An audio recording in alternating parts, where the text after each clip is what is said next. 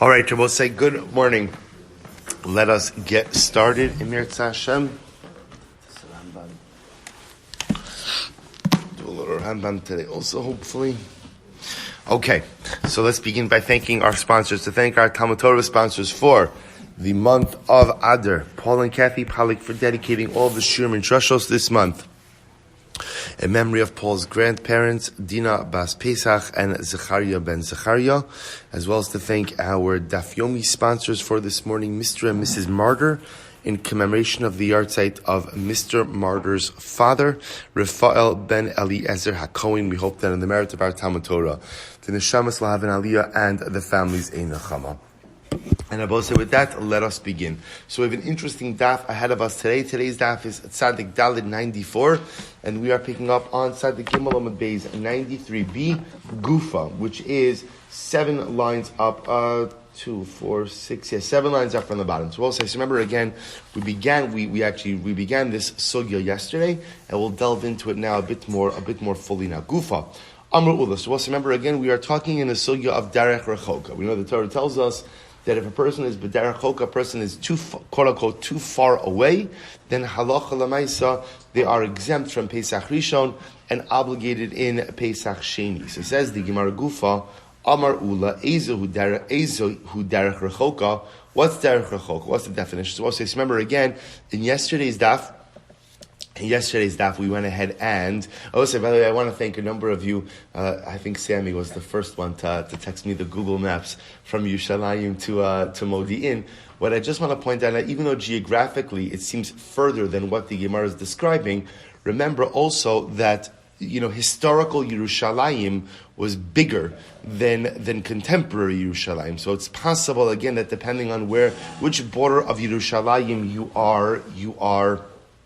you are measuring from. It's also possible that historical Modi'in is also possible than, larger than bigger Modi'in. But again, also remember, I just want to point out, all of the shiurim, all of the measurements that I was giving you yesterday, I was rounding.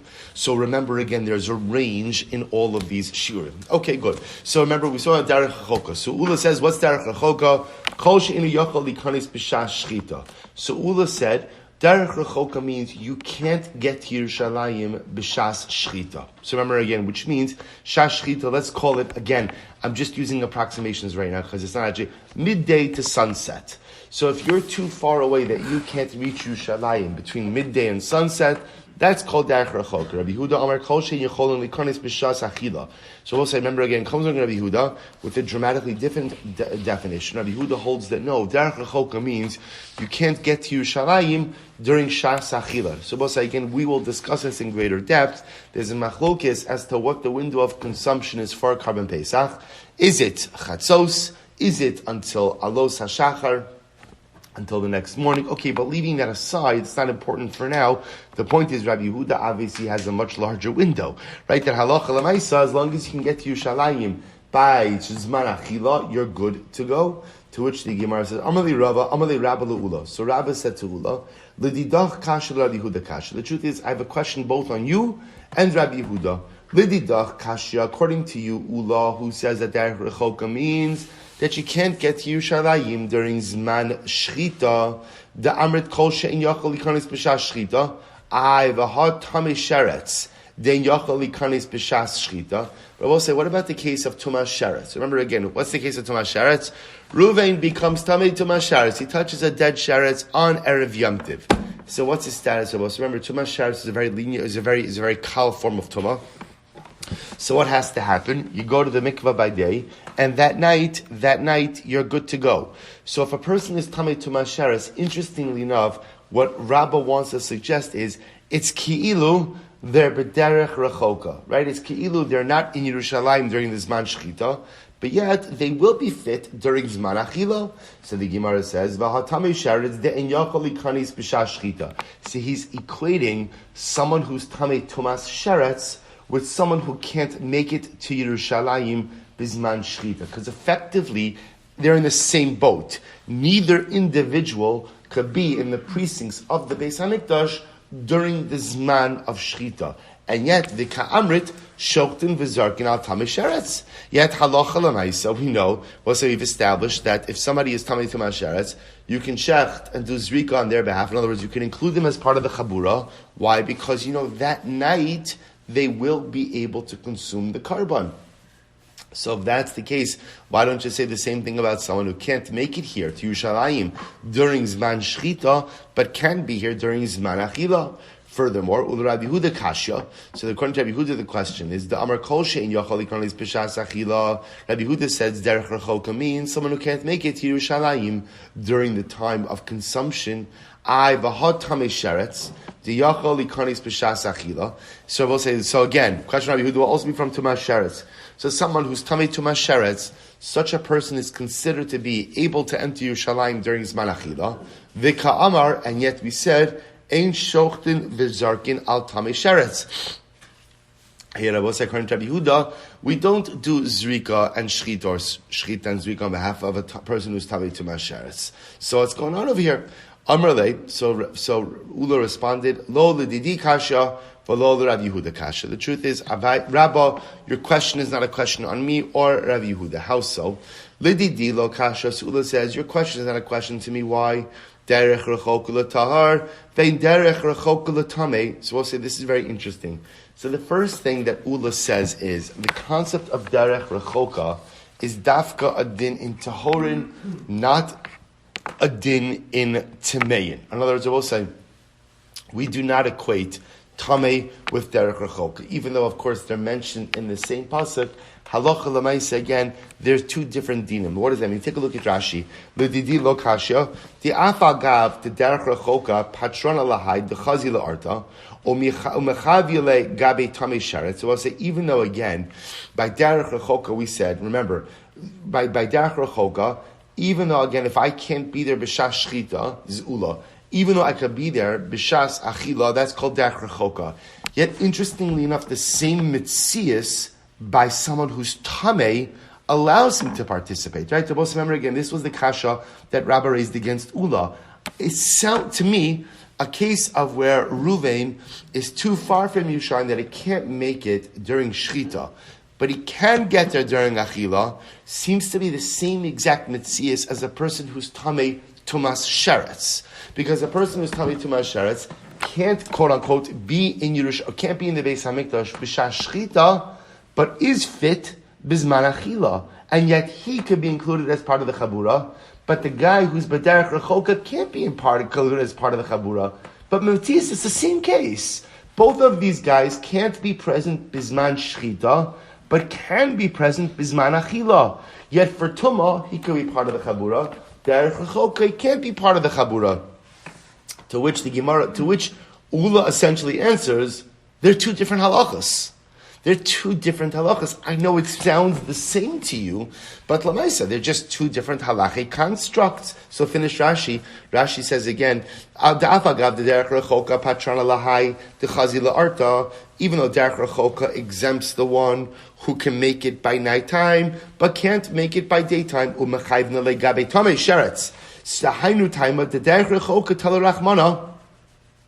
Pitura ditar v'hainu derech rechoka shein yochal ikanis b'shas shchita the gabe asiya ksiv v'afa gav the yochal ikanis b'shas achil rachmana patre aval l'tamei lo tali rachmana pitura didei b'derech rechoka ella b'tuma.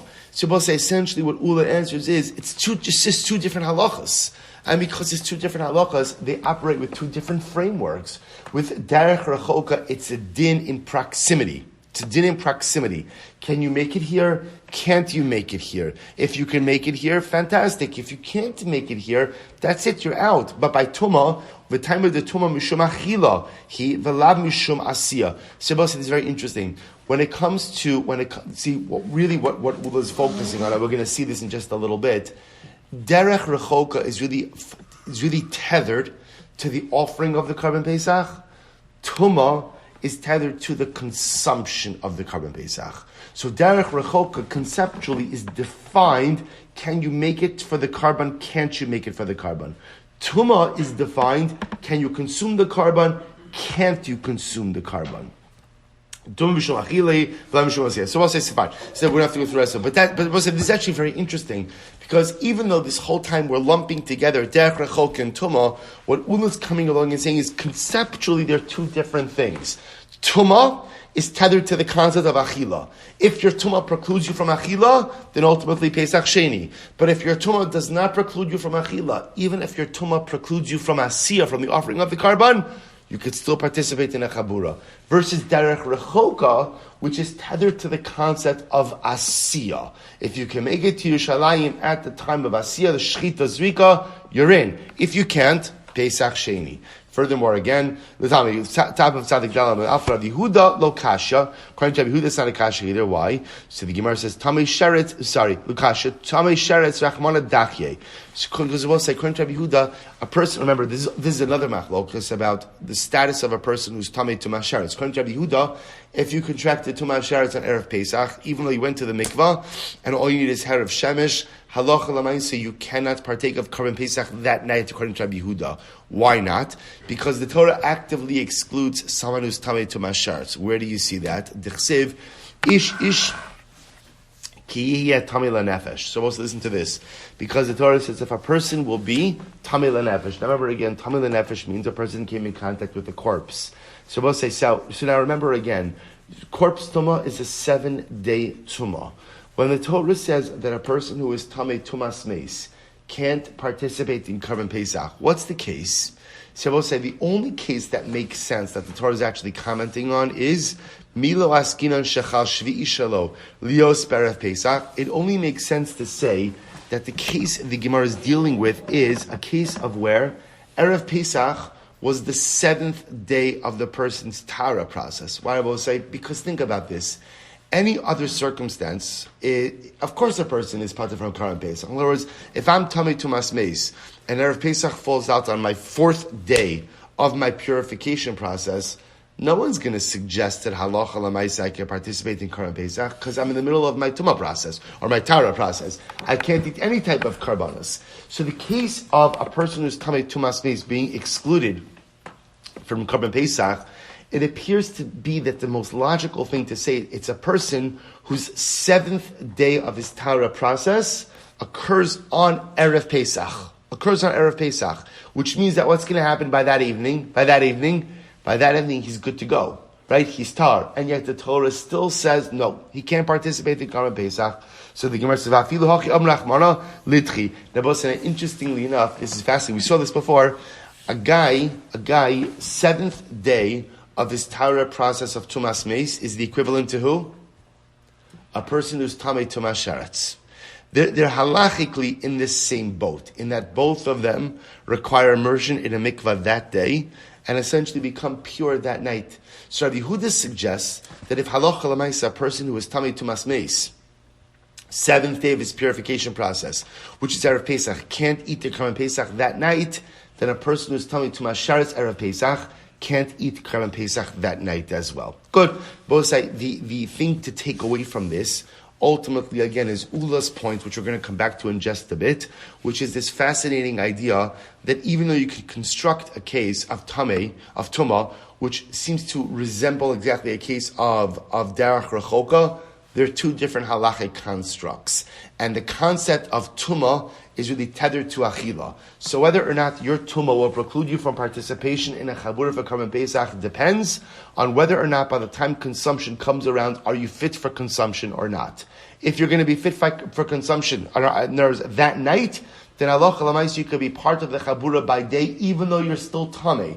Masha'inking Derech Rechoka Ula suggests is tethered to the concept of Asiyah, of Shchita. If you're too far away from Yerushalayim to make it there during Shas Shchita, even though you can make it by Shas Achila, you are precluded. That's Derech Rechoka Pesach Sheni. Tan Rabbana. Both say we're gonna build on this. This is fascinating. Hayo Omer Chutz Lamodiim. Both listen to this case. Somebody asked me this after shir yesterday.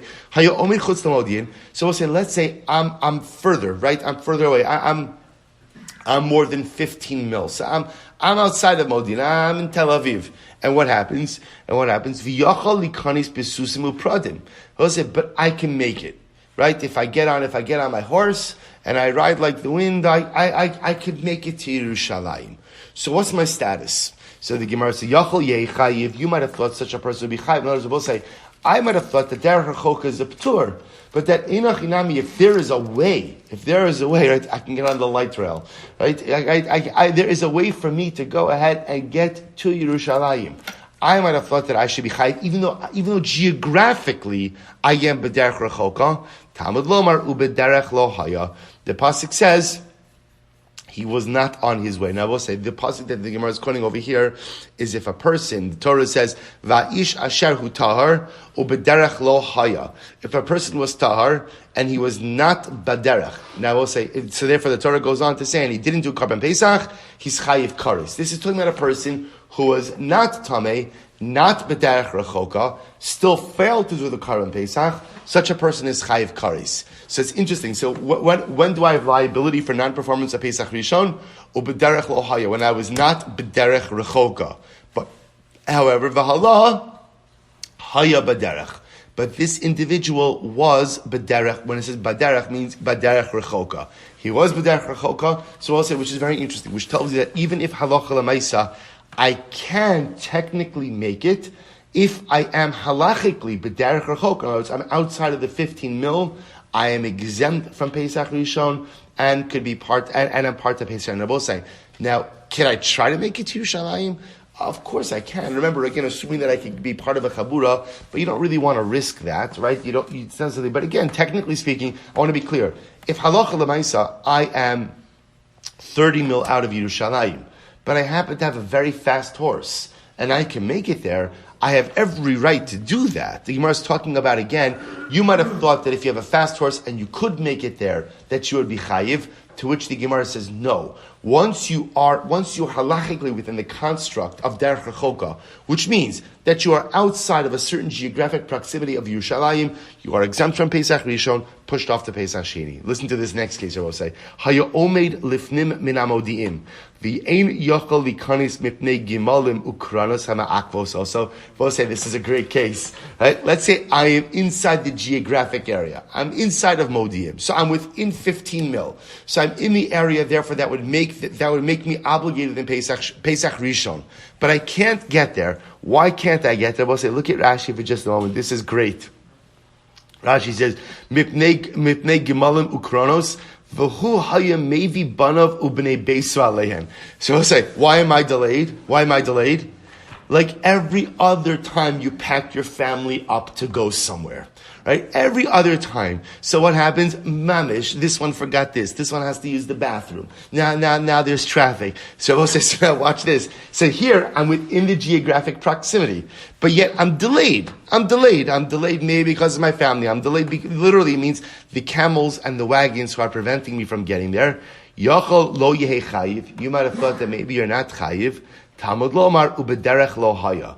The only time you're not chayiv, or the only time, the Torah says he was not b'derech rechoka, v'hari lo haya b'derech, and this guy was not b'derech rechoka. So we'll say, I think Yaakov was asking me about this yesterday. We'll say, so what this sounds like, this Gemara says, is that halacha l'maisa, if a person is not b'derech rechoka, a person is geographically close, but let's say again, you go ahead and you get delayed, and you therefore fail to do Karban Pesach Rishon, you're chayiv. You're chayiv for that. So I will say, which is interesting because I saw there's a little discussion about this, that literally what the Gemara says is if that's the case, the family's slowing you down, leave them. Right? And not like leave them. Like, go do your Pesach, go do your thing, and get back to the mishpacha. So we'll say this is actually pretty dramatic because what this tells you is that literally if there's a case of where you are not b'derech rechoka, let's say you get stuck in traffic, Erev Pesach, and you do not make it to Yerushalayim in time, so the Gemara indicates you are chayiv for that, which I will say teaches you something incredibly amazing. Personal responsibility. When you know that something has to get done, there's no such thing as something came up which precluded me from doing it. If it has to get done, and it's important enough to get done, a person must take the individual, personalistic achrayus to get it done right. So many times there are things we want to accomplish, but we don't plan ahead. And when you don't plan ahead, then at the end of the day, things always come up and things derail your initiatives. What the Gemara is saying is, getting stuck in traffic and not getting to Yerushalayim in time, that's your fault.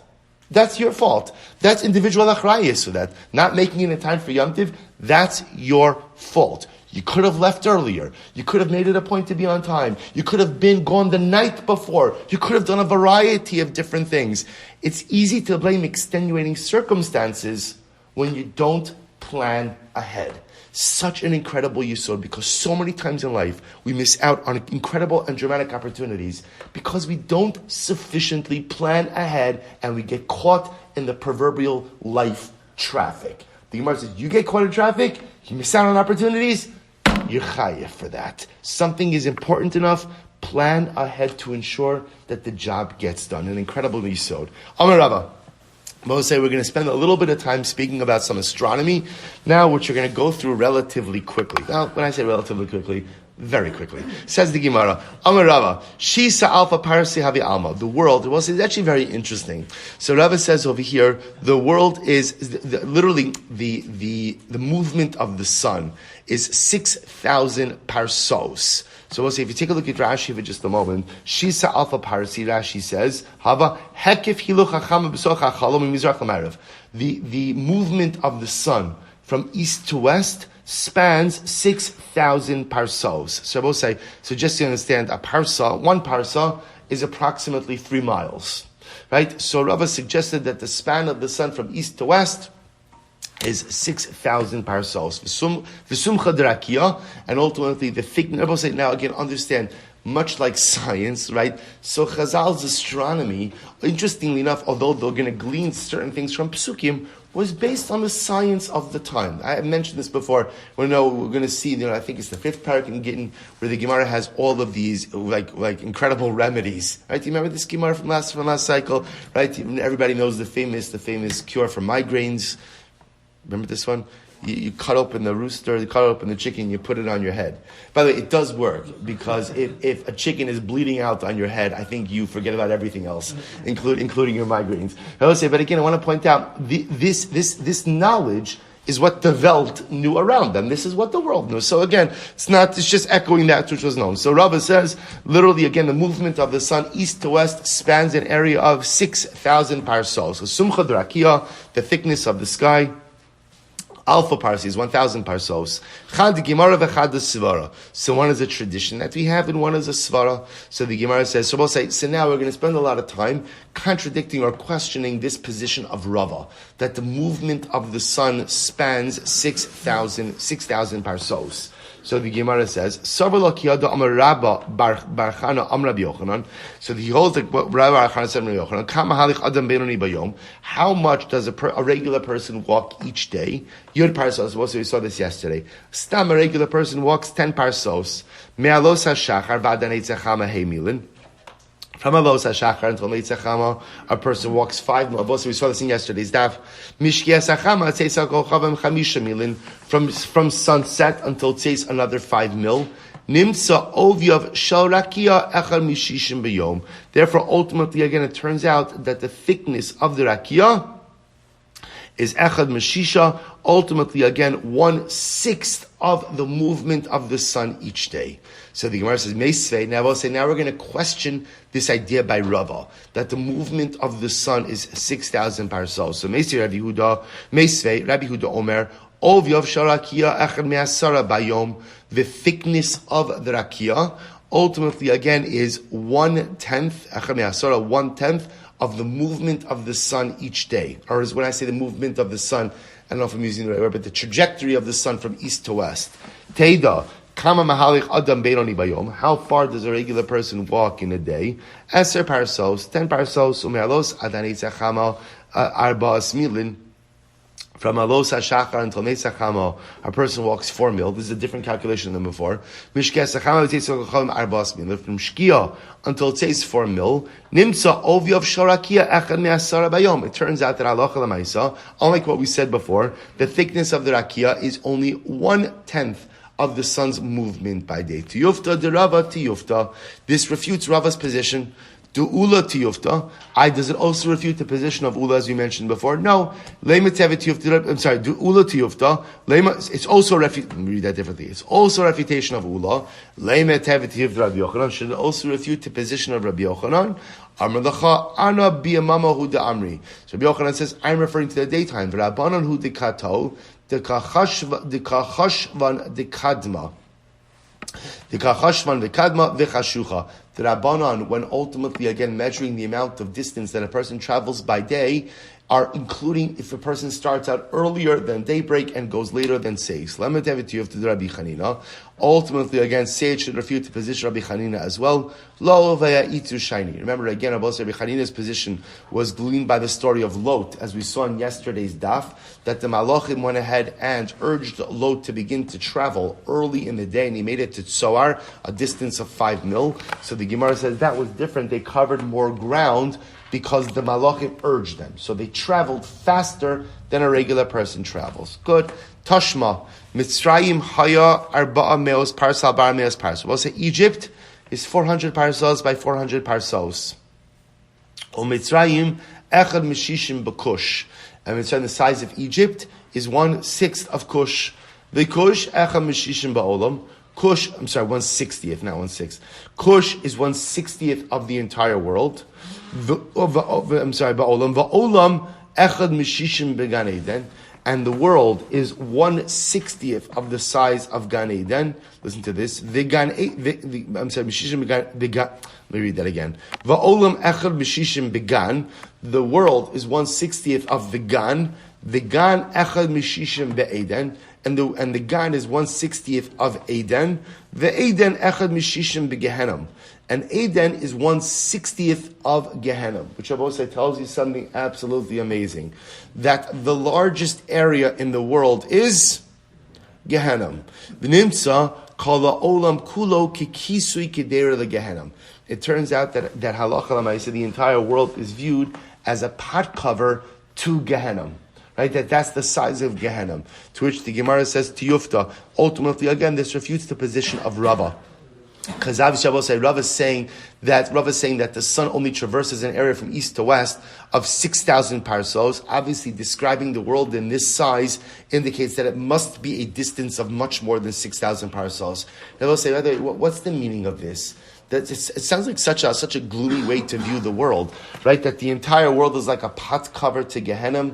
We'll say what it's telling you is as follows. The Ben Yoyada brings this down as well. The yesod that, unfortunately, the reality of life is that every step we take is laced with the possibility of so many mistakes and missteps. And the reality is that for every step we take, there's 15 mistakes that you can make with every single step. And how we have to live life with such an acute awareness, because unfortunately, Gehenna is lurking all. We'll say the worst Gehenna in this world is not the Gehenna that a person goes to after 120. That's not the worst Gehenna.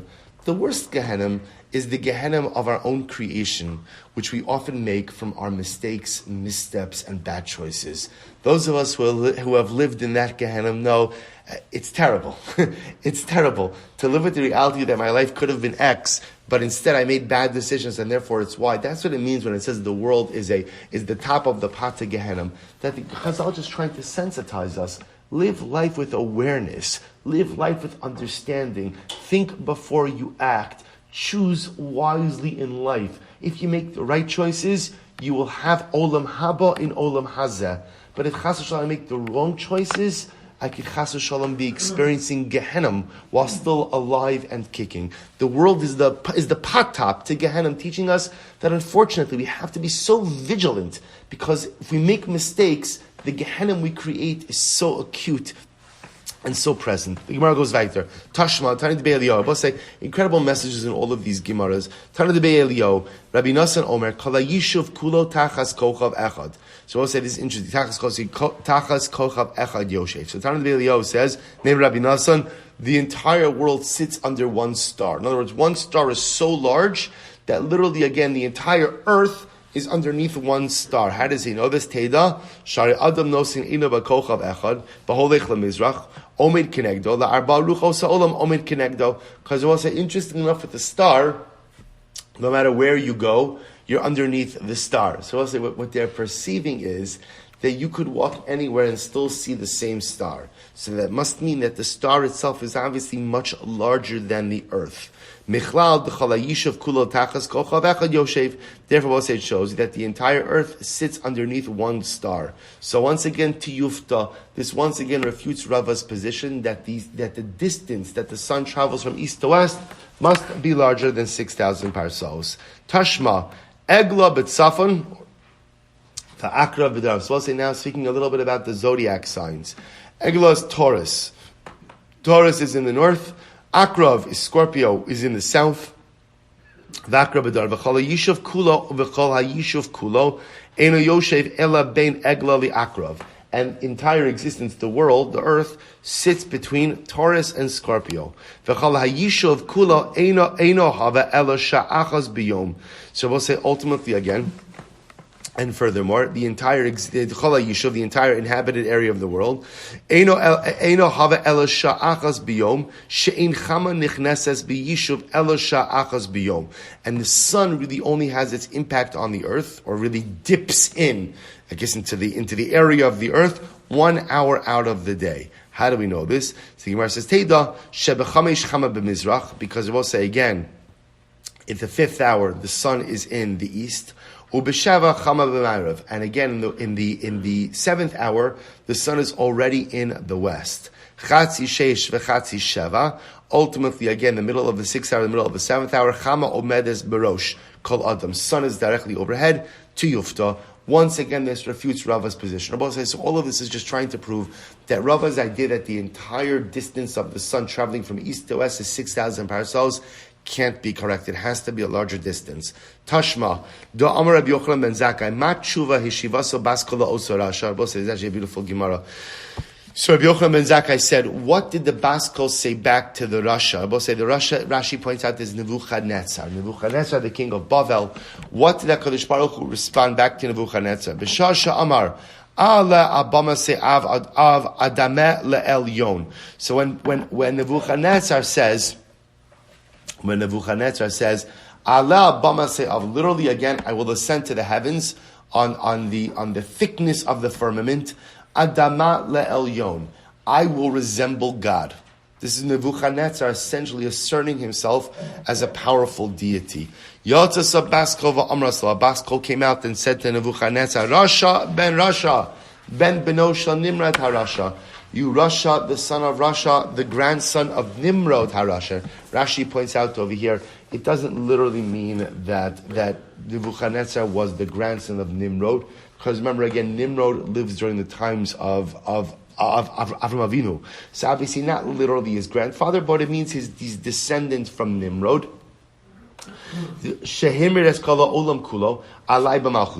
That Nimrod literally again led the entire humanity to rebel against HaKadosh Baruch Hu. Kama shnos of shaladam. Right? Ultimately again, how long does man live? It's a very overwhelming Gemara. Shivim shana. But I'll say the lifespan that we are given in this world is 70 years. Ve'im bigvuros shmonim shana. And again, if we're lucky and we have vitality and strength, 80 years. I'll say this is such a profound Gemara. Because you think about this today in the days in which we live, Habar Hashem, really because of science and because of medicine, with of course incredible siyata d'shmaya, lifespans have been increased so dramatically. Rahman al-Islam, a person passes away at 70 years old, that's young. That's looked at as young in this world. The person passes even 80, right? There's an expectation, Baruch Hashem, but how careful we have to be to treasure life. Because David HaMelech says 70. If you're lucky, if you get 70 years. You're lucky if you get 70 years. And if you really have vitality, 80 years. 80 years. Watch this. Mina aretz adarakia. This is incredible Gemara. Listen to how vast the world is. If a person were to try to walk from the earth to the rakia, now understand the word rakia is also a little bit elusive, because as we're going to see, Rashi already points out in Bereshis that there are shiva rakios, there are 7 So we call it 7 heavens, right? But it's 7 layers of rakia. So listen to this. The Gemara says incredible. So mina aretz, mina aretz ad rakia mahalich chamish meo shana. If a person were to walk, if you were to be able to walk from the earth to the rakia, that would be a distance of 500 years. 500 years. Va'ovyav sharakia mahalech chamish meo shana. And if you were to then traverse the thickness of the rakia, that would take me another 500 years. Ubein kol rakia l'rakia, and the distance between each rakia, there are 7 rakios, between each rakia, mahalech chamish meo shana. So the distance, so remember, distance to the rakia, 500 years. Thickness of the rakia would take 500 years to traverse it. Distance between each rakia, another 500 years. V'chein bein kol rakia v'rakia. Shall I say? And remember, where does HaKadosh Baruch Hu, so to speak, reside? Above the rakios. Above the rakios. So if you were walking from this world, so to speak, to the celestial, about to HaKadosh Baruch Hu, it is a distance of thousands of years. El Sha'ol Turad El Yarkis Bar. Be it HaKadosh Baruch Hu says to Nebuchadnezzar, but I'll tell you a very quick journey. The very quick journey is to Gehenna. That's a quick one, right? That you can get there pretty quickly, right? Ultimately, again, so we'll say, so what do you see over here? Tiyufta, once again, I will say, what it's saying over here is Rava's idea that the span of the sun is 6,000 parasols from east to west. The universe itself is too vast. It's too vast. So therefore, Rava's calculation must be off. I just want to point out once again the incredible metaphorical significance of this statement. And I will say, it takes a really long time to make your way to HaKadosh Baruch Hu. Right? If you try to walk it, it's thousands upon thousands of years of journey. In the quest for Ruchnius, the quest of Ruchnius takes a long time. I will say, a lot of times, we want instant gratification in our spirituality as well. I want to learn and I want to feel inspired. I want to open my heart and I want to feel like HaKadosh Baruch Hu. I want Kedusha and I want it now. And what Chazal are teaching us is that the journey to the Rakia takes a long time. But one thing is incredible, which is that if you keep walking, in Miras Hashem, you'll get there. If you keep on the journey and you keep consistent and you keep moving, ultimately you will get there. But it takes time to find Kiddushin. I will say today, in general, we all want inspiration, but when we want inspiration, that often comes with a connotation of I want to be inspired. Implicit in that statement is I want like someone to flip a switch. I want someone to flip a switch.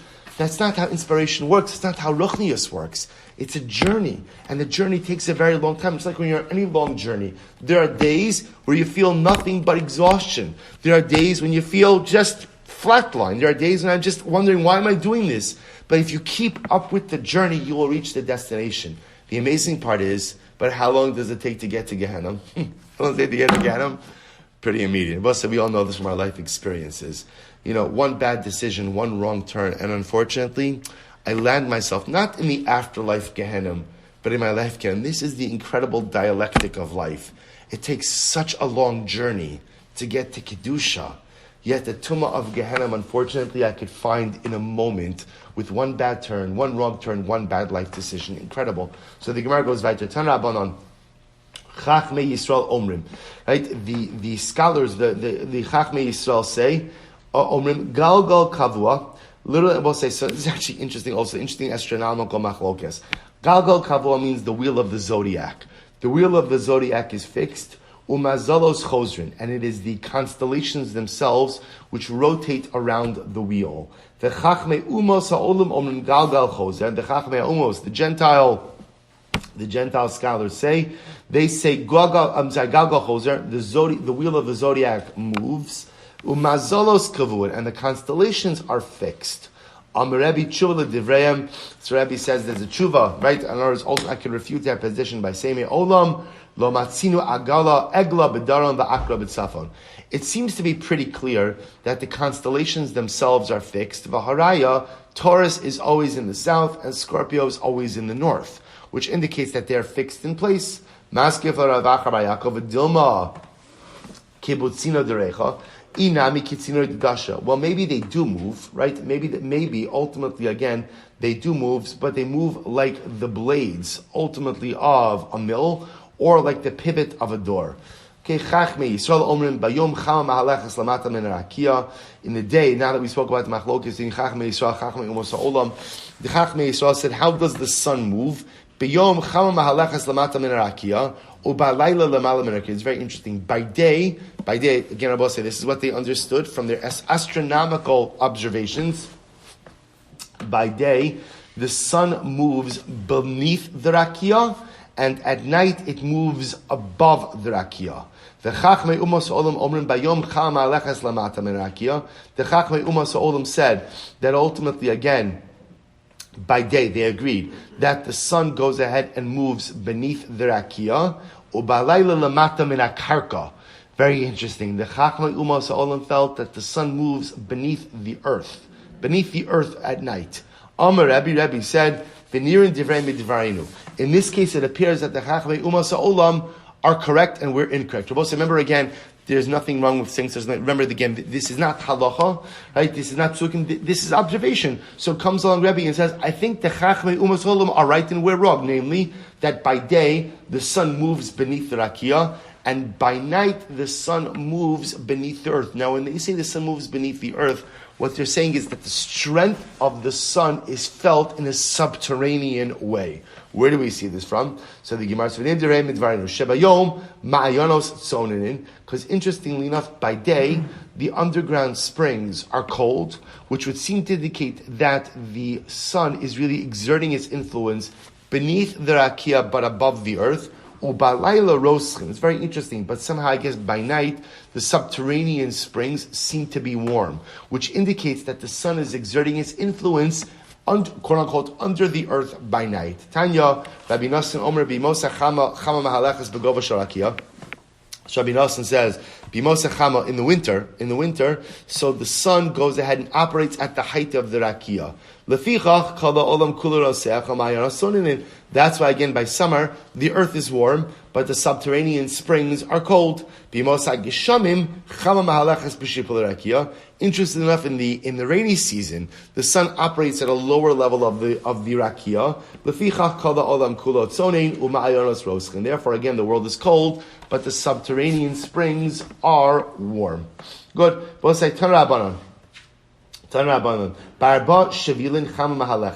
The sun operates in 4 different pathways over the course of the year.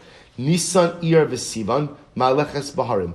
During Nisan, Iyar, and Sivan, the sun exerts its greatest influence on the mountains. Literally means it walks amongst the mountains. It travels amongst the mountains. Kedei lefasher es hashlag, in order to melt the snow. Tammuz Av Elul, Mahaleches B'Yishuv. The sun exerts its primary influence in inhabited areas. Kedei levashel es haperos, in order to cause the fruit to ripen. Tishrei, Marcheshvan, V'Kislev. Tishrei, Marcheshvan, and Kislev. Mahaleches B'Yomim. It goes ahead and operates by the seas. Kedei liyavesh es hanaros, in order to go ahead and literally dry out the rivers, which means to prevent the rivers from overflowing. Remember again, fine. Teves Shvat va'Adar. By Teves Shvat and Adar, Mahaleches b'Midbar. The sun operates by the desert area. Kedei shelo liyavesh es hazroim. So the sun exudes its greatest influence in the desert, so that the heat of the sun does not dry out the seeds which are trying to grow. We'll say incredible. Says the Gemara. Back to Pesach Sheni. Back to Derech Rechoka. So Rabbi Eliezer Omer. So Rabbi Eliezer says as follows: Misikufas. We'll say okay. There's so much more to say on these Gemaras, but we'll go a little bit back. So let's remember again. We had a very important machlokes in the Mishnah. The important machlokes in the Mishnah was as follows: what's the Derech Rechoka? So remember again, the Tanakama said Derech Rechoka is measured as an area of 15 mil. From Modi'in to from outside of Modi'in, right? Mina Modi'in Lachutz. There was a position ultimately again of Rabbi Eliezer. And Rabbi Eliezer said, Misikufas Hazara. Even if you are standing at the threshold of the Beis HaMikdash, but outside of the Beis HaMikdash. So I will say, remember again, in this case, I'm in Yerushalayim. Not only in Yerushalayim, but I'm standing in Harabayis. But I remain outside of the Azara the entire time. Halacha l'maisa, that is called derech rechoka. Bosi, let's at least begin this today. So the Gemara says, "Va'afal gav dematzi ayo." Even though technically speaking, I had the ability to enter into the Beis Hamikdash, v'lo amrina like kum ayo. So Bosi, this is interesting. If you see a guy standing outside of the Beis Hamikdash, so Pashtus, what should we say to him? Go in. What are you doing? What are you doing? So apparently, according to Rabbi Eliezer, even though he's standing at the entranceway of the Beis Hamikdash, we do not tell him to go. In other words, if he's outside, he's outside. So the Gemara says, interestingly enough, Va'atanya, Arel Shalom Mal Anush Kares did Rabbi Eliezer. So he had, interestingly enough, an Arel, right, a person who's uncircumcised, if he does not do a bris milah erev Pesach, and he could have done a bris milah erev Pesach, he's chayiv kares. He's chayiv kares. To which the Gemara said, Rabbi Eliezer, Amar Abaye, derech rechoka latar, vein derech rechoka latame. So we'll say, so once again, the Gemara says, you can't compare derech rechoka to anything else. Derech rechoka, Rabosa, is its own halacha. Arelos is its own halacha.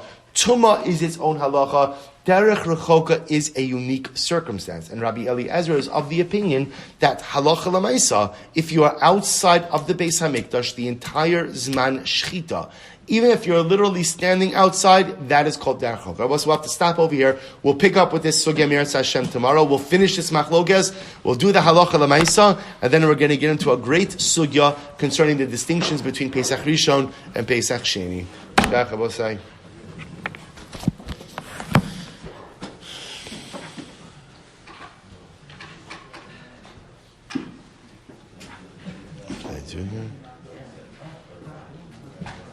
Am I hitting the wrong thing? Oh.